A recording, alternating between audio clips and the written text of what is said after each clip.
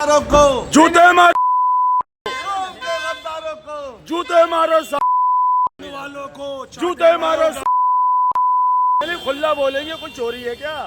पूरी दिल्ली का चुनाव हरवा दिया, पूरी दिल्ली को हरवा दिया पतंग वाले ने, ओवैसी ने।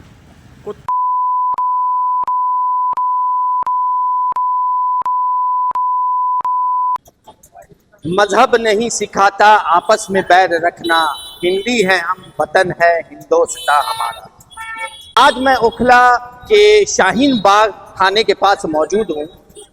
आम आदमी पार्टी के जो समर्थक हैं वो लगातार अमानतुल्लाह खां के जीतने के बाद जज्बात में आकर, तैश में आकर, जो नेशनल लेवल के जो लीडर हैं असदुद्दीन ओवैसी, उनको मुगल्लज़ात गाली और गैर मुहज़्ज़ब तरीके से पेश आना, ये सबसे बड़ा मौजू है इनके एफआईआर का।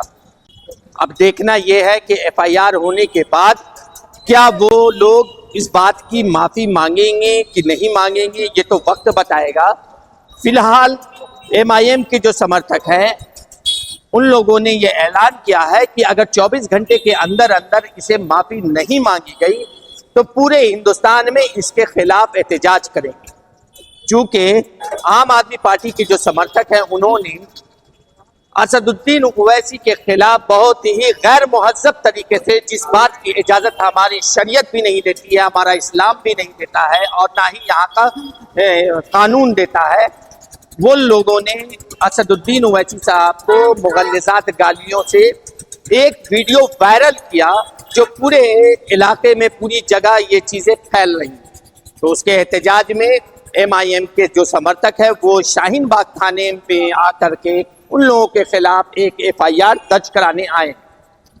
हमारे रसूलुल्लाह सल्लल्लाहु अलैहि वसल्लम की ना ये दीन है ना उनका ये तरीका था। तो मैं तमाम लोगों से ये बात कहना चाहता हूँ कि कोई भी आदमी अपनी किसी इख्तिलाफ को जाहिर करे तो मुहज़्ज़ब तरीके से करे। तो चलिए मैं आज कुछ लोगों से बात करता हूँ। न्यूज़ बास्केट 24 जो है वो इसकी पूरी तस्दीक करने के लिए आज यहाँ शाहीन बाग थाने के पास पहुंची है। तो चलिए मैं कुछ लोगों से बात करता हूँ। हमारे साथ आमिर साहब मौजूद है जो ओखला विधानसभा सीट के एक जिम्मेदार हैं एमआईएम के। उन्होंने अपने तरफ से एक कंप्लेन दी है शाहीन बाग थाने में। तो चलिए मैं उनसे कुछ बात करता हूँ, कुछ सवाल करता हूँ कि आमिर साहब, अभी आपने एक कंप्लेन जो दी है उन लोगों के खिलाफ जिन लोगों ने गैर मुहज़्ज़ब तरीके से जनाब असदुद्दीन ओवैसी साहब को जो कुछ बोला है और जो मुगल्लज़ात बोली है, तो इस बारे में आपका पॉइंट ऑफ व्यू क्या? देखिए, ये सबसे पहले मैं बता दूं आपको, असद साहब के बारे में तो इन्होंने बोला ही, ये उल्टा सीधा गालियां दी हैं। यहाँ की ओखला के जो एमआईएम के जो वोटर हैं उन्हें भी गाली दी गई है, तो ये नाकाबिले बर्दाश्त है। और सबसे बड़ी बात ये कि असद साहब को गाली देना, जिनको पूरी दुनिया इस नज़र से देखती है कि बड़े ही अदब की नज़र से देखती है और बड़े ही इज्जत की नज़र से देखती है, उनका अगर नाम भी लेती है तो उनको नाम में भी ये पूरी दुनिया ये लगाती है, बैरिस्टर असदुद्दीन ओवैसी साहब। आप उनके खिलाफ दो चार छोटे मोटे ऐसे लोग निकलते हैं जिनकी कोई हैसियत नहीं है, वो गालियाँ दे देते हैं उनको, तो ये नाकाबिले बर्दाश्त है, ये हमसे बर्दाश्त नहीं होगा, ना ही तो ओखला की आवाम बर्दाश्त करी। अच्छा, ये चुनाव के बाद एक तरीके से, ये मैं आपको बता दूं, ये समाज में बड़ी नफरत फैलाने वाले हरकत है ओखला के अंदर। ये बहुत गलत तरीके से होता है कि मैसेज फैलाना है कि जो बिल्कुल मतलब माहौल को ख़राब करने की कोशिश की गई है। हम माहौल को ख़राब होने नहीं देंगे, हम ओखला के माहौल को बना करके रखेंगे और ये शांति बना के रखेंगे। ये पूरा ये था कि कोशिश ये की गई है कि माहौल ओखला का अशांति हो जाए, तो वो हम होने नहीं देंगे। इसी के वजह से हमने एफआईआर कराई है और इसी के खिलाफ हम कोर्ट तक भी जाएंगे, हम सीपी से बात करेंगे, हम डीसीपी से बात करेंगे, हम और उसके बाद हम कोर्ट तक जाएंगे, जहां तक होगी हम कड़ी से कड़ी कार्रवाई कराएंगे इनके ऊपर। लेकिन एक सवाल यहाँ पर ये उठता है कि क्या इलेक्शन के बाद इस तरह के जो इनको असामाजिक तत्व ही कहेंगे, जिन लोगों ने नफरत फैलाने की जो बात कही है, लेकिन क्या इस बात की तो शरीयत भी इजाज़त नहीं देती है और ना हमारा कानून इजाज़त देता है कि आप किसी को भी किसी भी तरह से आप कोड करें। लेकिन इस कहीं ना कहीं ये कोई सियासी तौर से कोई साजिश तो नहीं है? नहीं, देखिए, इनकी कहीं ना कहीं मुझे सियासी साजिश ही लग रही है कि हो सकता है कहीं सियासी साजिश भी हो इन लोगों की, ये भी हो सकता है। और रही बात जहाँ तक कि हमारे दीन के एतबार से आपने भी बोला, तो ये ना गलत है, होना ये गलत दीन के एतबार से भी है और भारत के संविधान के एतबार से भी है। तो इसीलिए इसके खिलाफ हमने FIR भी करी है कि जो भारत के संविधान के खिलाफ है, जो हमारे ईमान के खिलाफ है, हमारे दीन के खिलाफ है, हम उसके खिलाफ है बिल्कुल। अच्छा, मुस्तफाबाद सीट से और ये उखला विधानसभा सीट से चूंकि आप हार गए तो कहीं उसके आवेश में तो आकर ये कदम नहीं उठाया आपने? नहीं, इसके उसमें ऐसा कुछ नहीं है। देखिए, सबसे पहले मैं आपको बता दूं कि हम लोग हारे नहीं हैं। मीडिया ये चला रही है कि हम लोग हार गए। ऑल इंडिया मजलिस इत्तेहादुल मुस्लिमीन हारी नहीं है। मजलिस इत्तेहादुल मुस्लिमीन ने ये अपना जीत का पैगाम दिया है, क्योंकि हम लोग दिल्ली के अंदर पहली बार चुनाव लड़े विधानसभा और दो विधानसभा से लड़े। तो देखिए आप हमारे पीछे कितना बड़ा वोट का कैडर आया है, और उम्मीद ये है कि हम अभी रनर अप में है। नेक्स्ट विधानसभा चुनाव में हम जीत के भी जाएंगे, हमारे विधायक होंगे दिल्ली के अंदर इंशाल्लाह। एक और आखिरी सवाल आपसे ये पूछ रहे हैं कि कहीं ना कहीं मुझे ये लगता है कि इंसानियत के नाते अमानतुल्लाह खां भी इस बात को फेवर नहीं करेंगे कि कोई उनके समर्थक इस तरह की मुगल्लिज़ात बात करें। देखिए, तो क्या इस बात की शिकायत आप क्या अमानतुल्लाह साहब से भी करेंगे? देखिए, मैं अमानतुल्लाह खां साहब से एक ही बात कहना चाहूँगा, अगर वो इस चीज़ को कंडम करते हैं तो उनको अवाम के बीच में लेकर के आए, अवाम के बीच में ला करके उनसे माफ़ी मंगवाएं। अगर वो अवाम के बीच में, जिस तरीके से हमने अवाम के बीच में आकर के उनके खिलाफ FIR कराई है, उसी तरीके से वो भी अवाम के बीच में आए और उनसे माफ़ी मंगवाए। ओखला की अवाम उनको माफ़ करेगी, क्योंकि ओखला की 40,000 अवाम उनसे नाराज़ है, गुस्से में है बिल्कुल। मेरे पास कंटिन्यू फ़ोन है उनको, वो अगर उनसे 40,000 लोग जो हैं, या ओखला के पूरे लोग जो हैं, उन लोगों सामने आकर के अवाम के बीच में आकर उनको माफ़ी मांगनी चाहिए। तो ठीक है, अगर वो कहते हैं कि अमानतुल्लाह खां कि ठीक है हमारे इनकी गलती हुई है, तो हम उसको गलती को मानने को तैयार हैं, उनको माफ़ करने को भी हम तैयार हैं। लेकिन अगर ये चीज़ नहीं होती है तो हम पूरी तरीके जो कड़ी से कड़ी कार्रवाई होगी हम करेंगे उनके खिलाफ। लेकिन एक्चुअल आपकी इस कंप्लेन के बिहाफ पे आपकी मांग क्या है? मांग हमारी ये है कि इनके ऊपर कड़ी से कड़ी कार्रवाई होनी चाहिए। हमारी मांग ये है। हम देखिए, हम अमानतुल्लाह खां विधायक हैं यहाँ के, हम बहुत सम्मानित हैं, ऐसा नहीं है, हम उनका सम्मान करते हैं।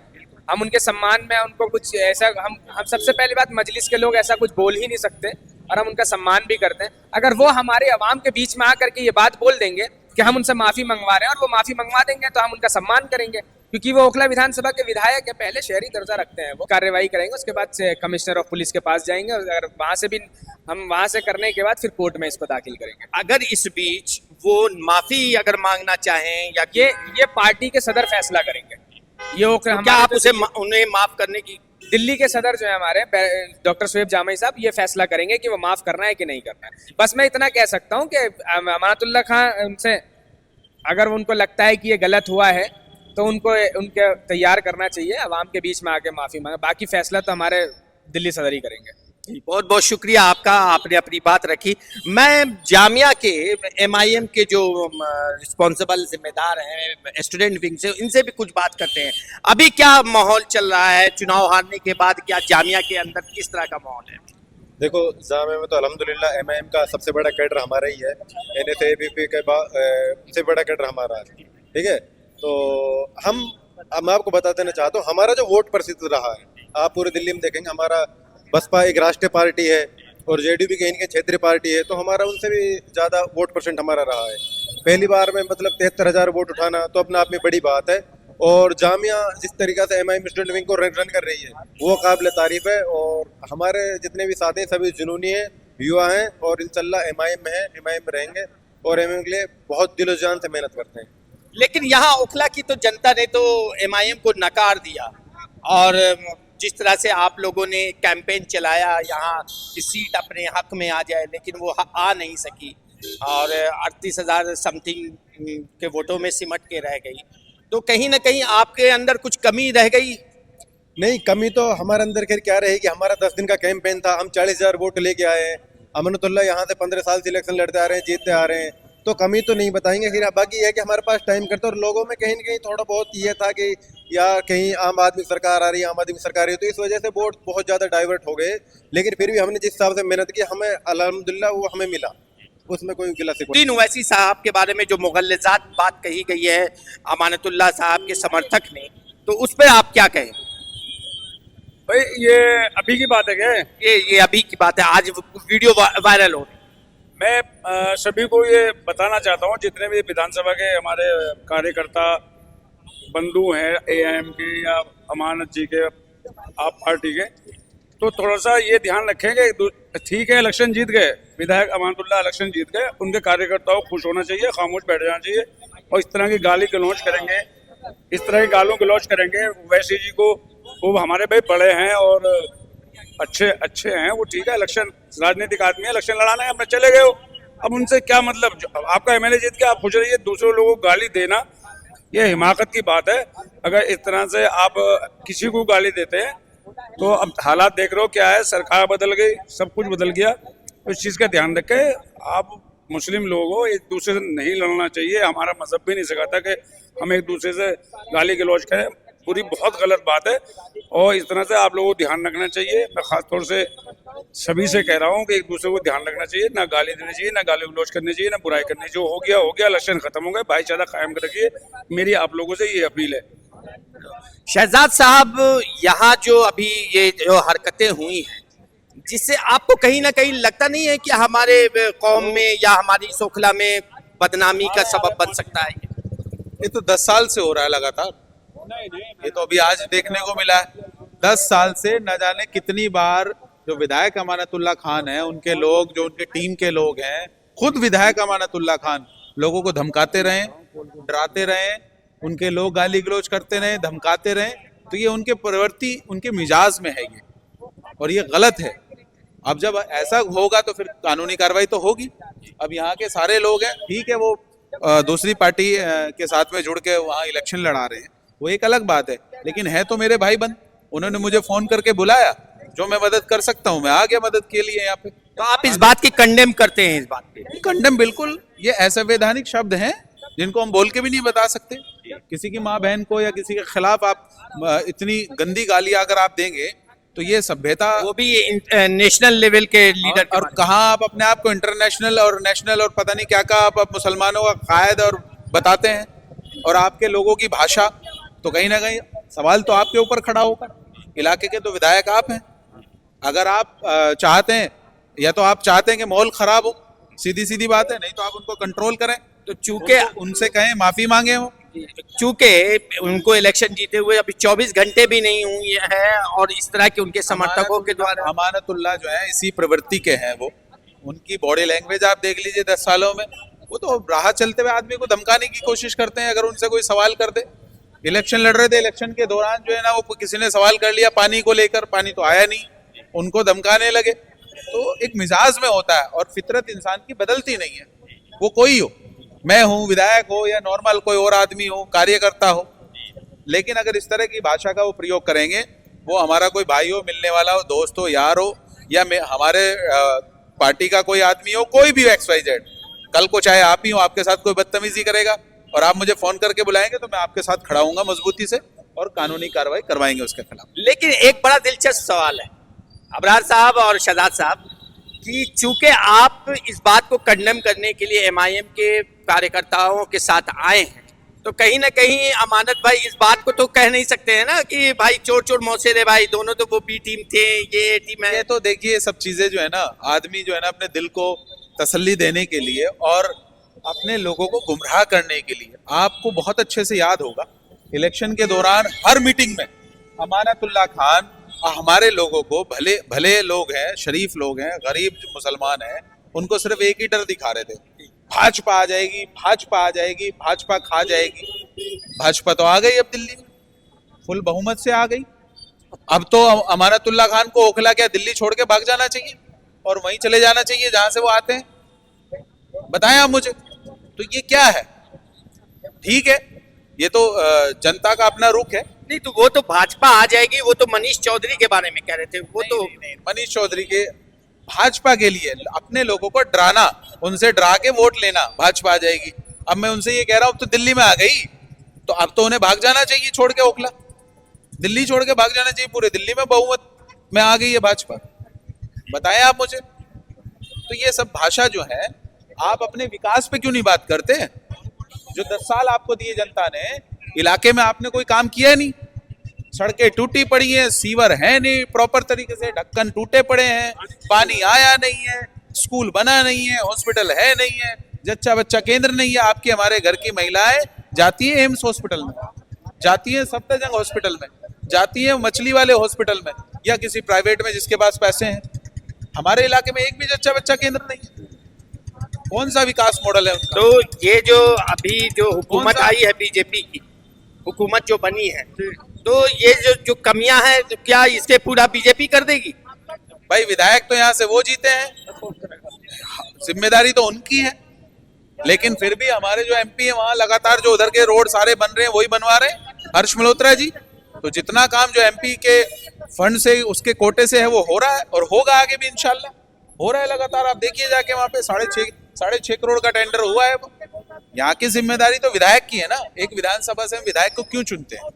अगर सारे काम एक ही आदमी को करने हैं तो फिर चुनाव का तो कोई मतलब है नहीं। जमहूरियत में चुनाव का क्या मकसद है? पार्षद है, पार्षद का काम साफ सफाई का है, नाली साफ कराएगा, इलाके में सड़कों में झाड़ू लगाएगा। विधायक का काम है इलाके के विधानसभा के अंदर रोड बनवाए जो, और विधायक को ये पावर होती है कि उसके पास जो फंड होता है वो कहीं भी लगा सकता है। अबरार साहब, चूंकि आप पूरे इलेक्शन कैंपेन में मनीष चौधरी के शाना बशाना चले, उनकी बहुत मदद की और बहुत ज्यादा मतलब कि उनको लोगों से जोड़ने की कोशिश की, बहुत एक्टिव रहे, ये तो मैंने भी देखा है। लेकिन आपको कहाँ लगता है कि भाजपा को कहाँ पर चूक हो गई जो ये मनीष चौधरी चुनाव हार गए? भाई ये चूक वाली बात तो ये है कि जिस तरह से हमें उम्मीद थी, हमने लोगों से ये कहा था अपने जाकिर नगर या जो भी अपने क्षेत्र के लोग हैं मुस्लिम लोगों से कि इस बार चेंज हो रहा है, सरकार चेंज हो रही है दिल्ली के अंदर, भारतीय जनता पार्टी की सरकार आएगी और मनीष चौधरी को ज्यादा से ज्यादा वोट सपोर्ट कर दीजिए। आप लोग तारीफ भी करते हैं मनीष चौधरी की, मनीष चौधरी बहुत अच्छे हैं, बहुत, क्योंकि यहाँ पर काम कर रहे हैं, वो मुस्लिम एरिया में काम कर रहे हैं। जसोला, वो जसोला में जहाँ मुस्लिम लोग रहते हैं वहाँ के ज्यादा काम करते हैं। गफ्फा मंजिल नूरनगर उनके पास है, वो ज्यादा काम किया उन्होंने, वहाँ पर हिंदू एरिया में कम काम किया। ये लोग कहते हैं यहाँ पर कि भाई ये काम करते हैं यहाँ पर। हमने कहा भाई अच्छा विधायक आ जाएगा, इस बार चेंज करके देखो, बदलाव करो, कम से कम आपको काम का पता चल जाएगा। अगली 5 साल में जो कमियां रह गई ये हमारा सरकार भी आ रही है, ये विधायक पूरी कर देगा आप लोगों की। नहीं सुना इन्होंने, वोट नहीं दिए, मर्जी उनकी। अब 5 साल है, 5 साल भाई बुक तो क्या होगा क्या नहीं होगा भाई। अब बाकी जो है और क्या बात कर रहे थे बताइए। चलिए, तो अभी हमारे पास हमारे साथ जो जुड़े हुए थे ये अबरार चौधरी साहब है, इस ओखला विधानसभा सीट के अध्यक्ष भी हैं। तो इन्होंने जो बातें बताई हैं और इन्होंने कंडेम किया है इस बात को लेके, तो देखना यह है कि अब अगला कदम यहाँ के प्रशासन का, पुलिस का क्या होता है। मैं न्यूज़ बास्केट 24 से सलाम गजनफर, कैमरामैन परवेज हयात के साथ।